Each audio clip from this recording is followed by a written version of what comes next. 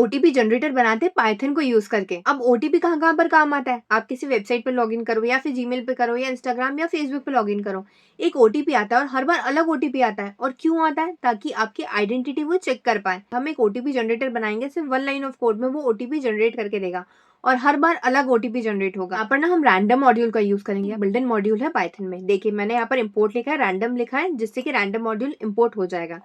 इसका काम होगा कि रैंडमली जनरेट करके देगा ओटीपी, मतलब हमें भी नहीं पता होगा कि क्या ओटीपी जनरेट कर रहा है हमारा सिस्टम, बट वो रैंडमली जनरेट करेगा और हर बार अलग ओटीपी आएगा। बट इसका एक रूल है, इसको एक रेंज देनी होगी, एक स्टार्टिंग पॉइंट और दूसरा एक एंडिंग पॉइंट, कि जो भी वो ओटीपी जनरेट करवाएगा ना उस रेंज के बीच में से ही कराएगा, ना ही उसके पहले ना ही उसके बाद में, सिर्फ उसके बीच में से। अब हम इसका कोड बनाना स्टार्ट करते हैं। उसके लिए मैंने इंपोर्ट तो कर लिया रैंडम।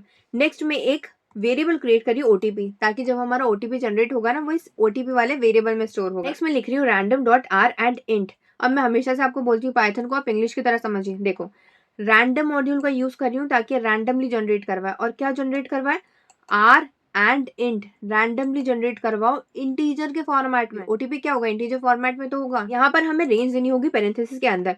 फर्स्ट आप दो स्टार्टिंग पॉइंट की, कहाँ से आपको जनरेट करवाना है और कहाँ तक की रेंज जानी चाहिए, और जो भी हमारा ओटीपी जनरेट होगा वो इस रेंज के बीच में से ही होगा। फॉर एग्जाम्पल आपने लूडो खेला होगा, क्या करते हो आप?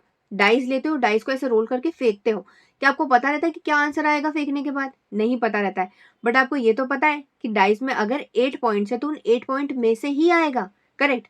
वैसे हमारा रैंडम मॉड्यूल है, हमें इसको रेंज तो देनी पड़ेगी, फिर भले आप स्ट्रिंग फॉर्मेट में डाटा दो या इंटीजर फॉर्मेट में दो, इसमें से ही आपको रैंडमली जनरेट करवाना है डाटा। चलिए अब हम इसको प्रिंट भी करा लेते हैं। प्रिंट, उसके बाद ओटीपी हमें प्रिंट कराना है, तो ओटीपी कहाँ पर है? इस वाले वेरिएबल में, वही मैंने लिख दिया।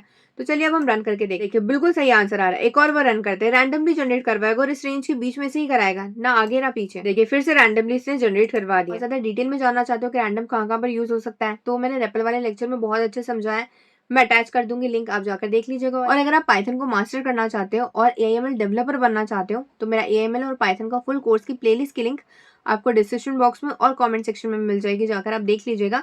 हर एक लेक्चर देखना, हर एक लेक्चर में आपको प्रोजेक्ट्स मिलेंगे, साथ में प्रैक्टिस क्वेश्चंस भी मिलेंगे सॉल्व करने के लिए। और फ्रॉम बेसिक टू एडवांस है, साथ में आपको पाइथन की लाइब्रेरीज भी मिल जाएगी उस वाली प्लेलिस्ट में, तो आप जाकर देख लीजिए अभी।